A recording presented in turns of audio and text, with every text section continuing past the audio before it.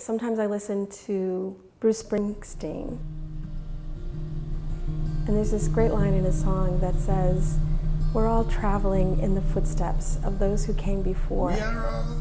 So it makes me think about a man that I never met, Joe Chrysler, and what I appreciate in the image that I have of him is that he's just a guy who saw a need and had the courage to kind of walk toward that need and do his best. I feel incredibly fortunate that I was here in the years that I was, through the growth, through so much of Preble Street's history, and that I got to know Joe.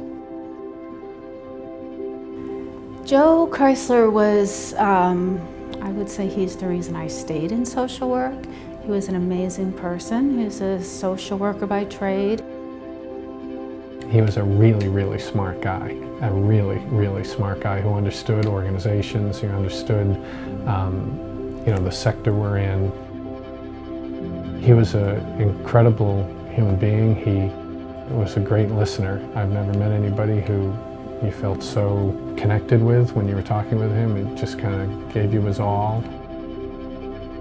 So we saw him almost every day, and he just kind of lifted us all up. He just had that presence. He'd walk through with a big smile and a big wave and his big New York accent, and just make you feel good, in that moment. He really did. It was founded by Joe and a group of students. I think Joe was a professor at USM, and he wanted students to get a more hands-on, not just academic, but really get out in the community and do work, do social work, not just read about it. And in a lot of ways, it was different than obviously it is today, but in a lot of ways, it was the same thing. The mission has never changed, and so it was Preble Street, and it was a little grungier, but it was great. I think that the need is what really prompted the beginning of Preble Street. Providing and helping in a barrier-free approach, that's Joe, and that's Joe's approach, and that's Joe's values. He was the head of the social work department at USM. He had been a community organizer and done social work in New York City. And when he was up at USM, he was the head of the department, and as part of social work education and training, social work students have to do an internship out in the community at an agency or in the public sector. But he didn't think there was enough kind of street-level, basic, generalist social work training. So he created one. If you're teaching people how to affect change, you probably want to also be participating in affecting change. And he was out in the community doing that. He created the High Street Resource Center over in the West End, and it was an all-student-run organization for a number of years under his sort of tutelage and leadership. They opened their doors and said, come on in, and they knew people needed help finding housing and finding resources, and so this group of students started doing it. When we started, we were a volunteer organization with no funding, zero, and it was dependent on a volunteer executive director, and the students were essentially volunteers. USM was growing in different ways, so the agency, well, it wasn't even an agency yet, but the school program that Joe was running needed another home, so they looked around and they were able to find some space over here on Preble Street, and were able to reestablish in this neighborhood. Homelessness, unfortunately, was emerging around the country and in Portland, so very quickly the agency had become kind of a homeless-focused organization. And it was in the basement of the Preble Street Chapel, tiny, tiny little space. Okay, go ahead. Hey, we're all going here, Joe? Yeah. All right. Come on in. My name's Mark. Nice to see you, Mark. Nice to see you, Joe. And this is the dining room. We're currently averaging 208 people a day. This is the day room. Probably 100 to 200 people a day. come in here for something in this tiny little room.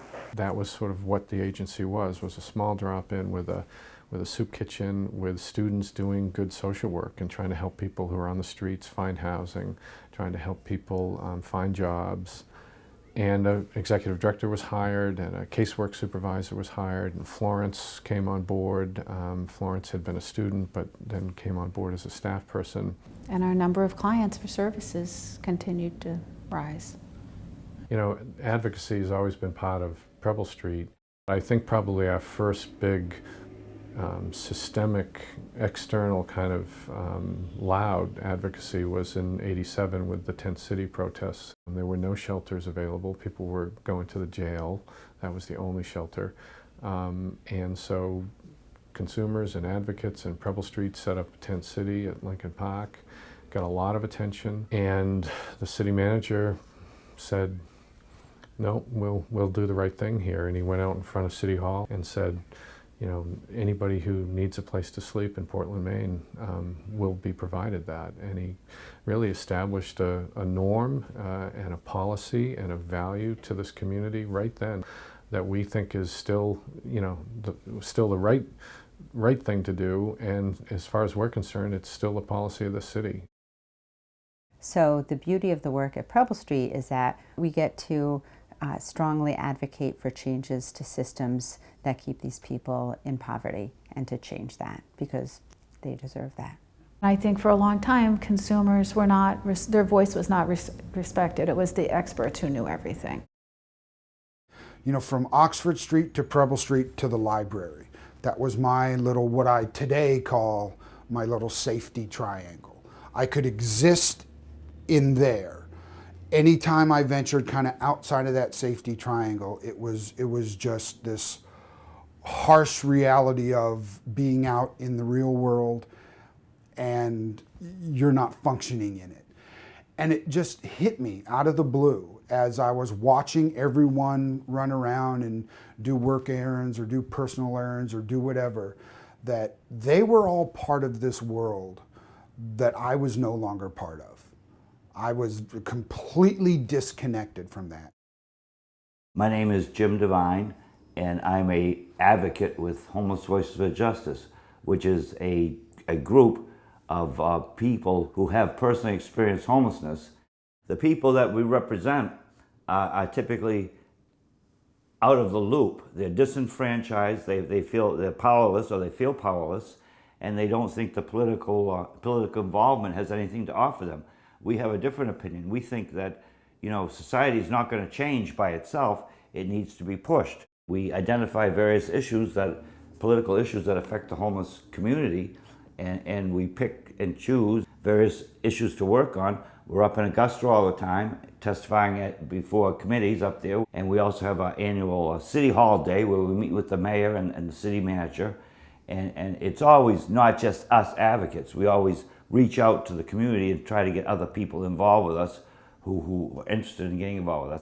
Being able to talk to people who don't really know and understand what it's like to be homeless and who homeless people really are, you know, to have that opportunity to kind of explain that to them is very fulfilling.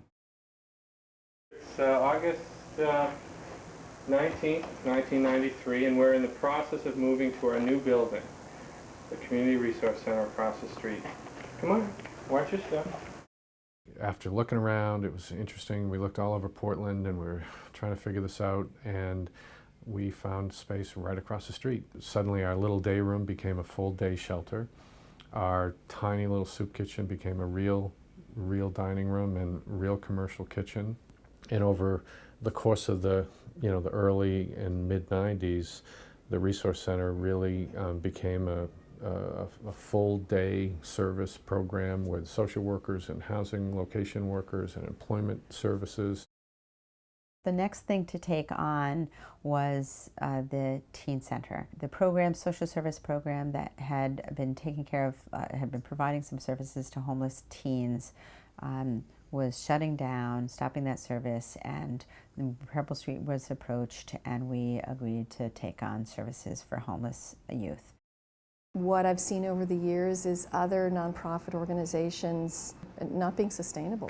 And so we ended up picking things up along the way.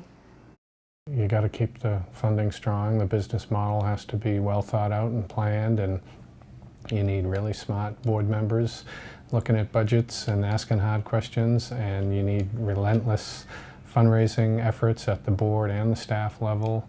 You know, the reason we were able to keep a shelter open when another organization couldn't is because we had the flexibility with our funding to put it into that program. When the only shelter for children closes in southern Maine with 4 days' notice, you know, we felt a pretty big responsibility to step up there. We really did, and the board made the right call. To us, you know, these aren't kind of academic arguments or theoretical problems. For us, it's right in front of us. A shelter for kids closed, and they're here every day, and they're at our teen center, and we can see how maybe it can work. For Preble Street, we had been frustrated for some time about the lack of housing options for our clients. We were still missing a certain kind of housing for our clients, for people who are really stuck on the streets. Really wonderfully, we built on a relationship with Avesta Housing that I consider to this day, you know, one of our smarter strategic partnerships. Housing First really is an effort to put housing at the center of homelessness. Housing First, you hand the person the key. You don't say you need to be clean and sober for a year. You don't say you need to have insurance. You don't say you need to jump through these hoops. It can be astonishing, you know, how much one person can cost a community. We got permission to get all of their Medicaid, police, MedQ, hospital data from our local hospitals, and other information from mental health providers, case managers, shelter. And we took all of those costs and compared how much they cost during the year, or in some cases the 2 years before they were housed. Most of them had been homeless continuously, in fact all of them, and how much they had cost after a year of housing. And every single phase, the cost was less. What we've learned, and what has been demonstrated by research for years now, is that once people get stably housed, then they can begin to address lots of things in their lives that they'd like to change. People reconnect with their families. People are hospitalized less frequently. People have less contact with the criminal justice system. People's lives improve significantly. And at the end of the day, right, all we want is for our guys to experience more of the good things of life and less of the bad. Housing First is a win-win, not only for the clients that we serve, but also the broader community. This is for somebody that is not going to have any other option. It's a proven model now. It's pretty much the model. Federal government, city, everybody sees that it's successful for ending chronic homelessness.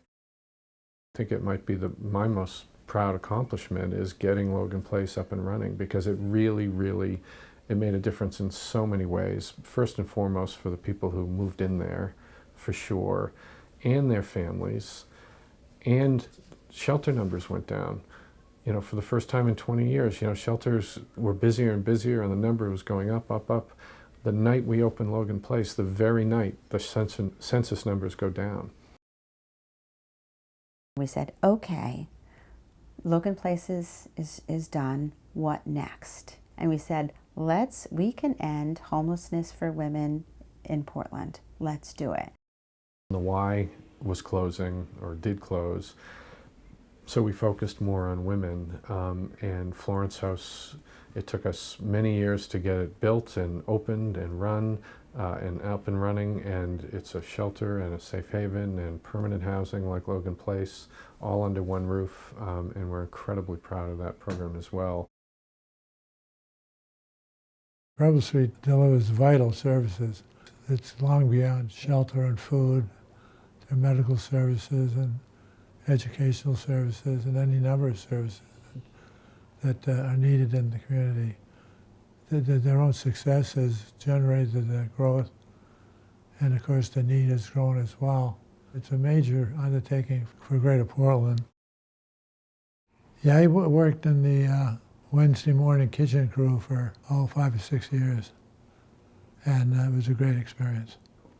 I worked on the grill for the most part, sometime on the washing machine. The people in the kitchen crew were really a great bunch, and I enjoyed working with them enormously. Good, solid Maine people doing their best for their community. And I was proud to be part of that group. I think, you know, in many ways our community is strengthened when the people we serve are empowered to take their lives back. What we do is, you know, we create an environment where the barriers that people might encounter to their own kind of empowerment are removed.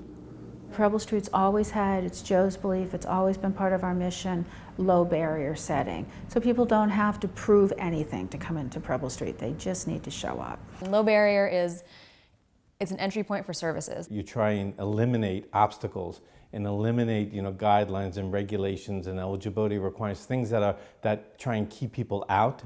And you try and figure out, how do we bring people in? How do we then take people in? They may come in for one reason, but how do we then address other needs which maybe they haven't even identified or thought about? Every single person there has a story. Being able to build those relationships through time is just, you know, really beyond words. What Preble Street is trying to do is help people help themselves. You're trying to solve the problem. You're not just putting a Band-Aid on it and giving someone a meal and then, you know, nothing else happens. Preble Street's always been about people really caring about other people and really making the extraordinary commitment to do all they can to see that vision out. What marks Preble Street is that it's a solver. Mark and his team always think about the bigger plane and the bigger issues. And I think the biggest change at Preble Street has been how sophisticated the Preble Street management group has become in terms of supporting new programs and looking at big solutions and big advocacy in the political realm, but still staying true to the values of making sure there isn't someone on the street who needs help that we know about and we don't serve them. I think Preble Street models treating every individual with dignity and respect, and I think that's incredibly important. There are a whole lot of examples where it worked, that investment in a human being paid off. And I think that's what everyone is trying to achieve, is help someone to get to a place where they feel good about themselves and they have a solid, safe base and they can move forward. Everybody deserves to have a place to live and food to eat and opportunities like the rest of us, and yeah, respect. Right. I mean, anybody who works at Preble Street ultimately doesn't, you know, wishes Preble Street didn't exist and didn't have to exist. So we talk about our jobs at Preble Street as working ourselves out of a job. So solutions, if we're successful with our mission, that means there'll be the solutions and we won't be needed anymore. I think in our heads and in our hearts, we're still like the small little agency in the basement of the crappy church, you know, trying to do good work. I think it's that we all love each other. You know, I think it's, you know, in the secular, nonprofit, professional social work arena, people never talk about love.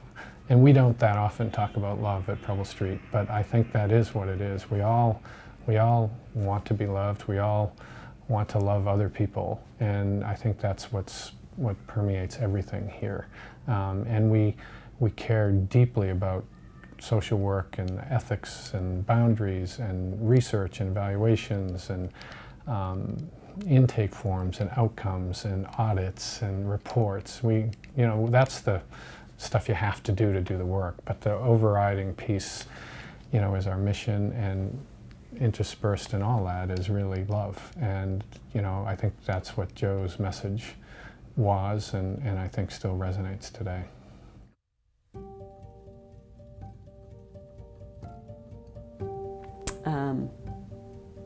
yeah, I think, you know,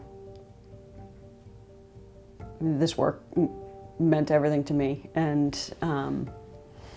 it was all about the mission. It was everyone that inspired me. It was the clients, it was my coworkers, it was the volunteers, it was the people who were all here for the same reason, all here to help folks who deserve to be helped. If I ask myself why it is that I have been involved in Preble Street, why I came here, why I have stayed here for so many years, when you work with a population that is so vulnerable, I think once you get close to that and see that up front, it's pretty hard to ever walk away from that. What inspires me to stay involved with Preble Street is to drive up Preble Street and look at people waiting in line for food, and think about Oxford Street Shelter and think about people waiting in line for a bed.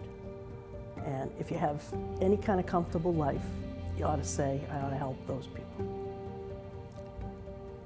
I really believe in what we're doing, and most days I find myself taking a little bit of time to walk through the day shelter or to go visit Logan Place and see folks that we've helped who know me and I know them, and it's incredibly rewarding to see how well some people are doing that people just had kind of given up on.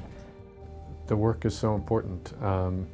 You know, I feel very blessed to have this job and to be part of something this special. If we do our job, if we work as hard as we can make a real difference. We can make a difference in people's lives.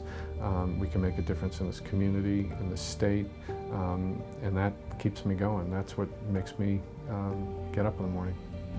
I do this work because I believe that we have a responsibility to help folks who are vulnerable, to help people who are in need, and to empower people to be safe, to have housing, and to not go to bed hungry. I get up every day and I love to come to work at Preble Street because of the people. I think the poem Breakfast at Preble Street that Joe wrote said it best when it says, love stops and stays here for a while. Why I get up every morning and come to Preble Street and thoroughly love what I do is because I think in life, part of our humanity is to look for inspiration everywhere. We have an amazing experience every day when we come and we see feats of humanity that are amazing, that some people only read about or have the opportunity to see on television. We experience it every day. I find the work we're doing extremely interesting, and I'm not bored working with Preble Street. There's always something new coming up, some new person to meet, some new action to take. In the long run, I believe that what we're doing does benefit people, so that's kind of like an added step. Truly, this work, and the reason I love Preble Street so much and hope to work here forever is because it's an honor. It's just a privilege to be allowed into people's lives. It's a privilege to sit with somebody and have them share a really difficult story with you. And it's challenging because you want to be able to fix it, you want to be able to help. And as I often have to be reminded, it's really just being there. That can make a difference. There's nothing like working, in the resource center during a blizzard when everything in town is closed and we're the only place open, and you've got, a bunch of clients who are outside shoveling, and you've got, you hear laughter. That's always, something you don't expect, but that people, despite really difficult, trying circumstances, still have joy. I get up in the morning and come to Preble Street because we're all in this together. And the courage and the attention and the care that's provided by the people who work here can change the world.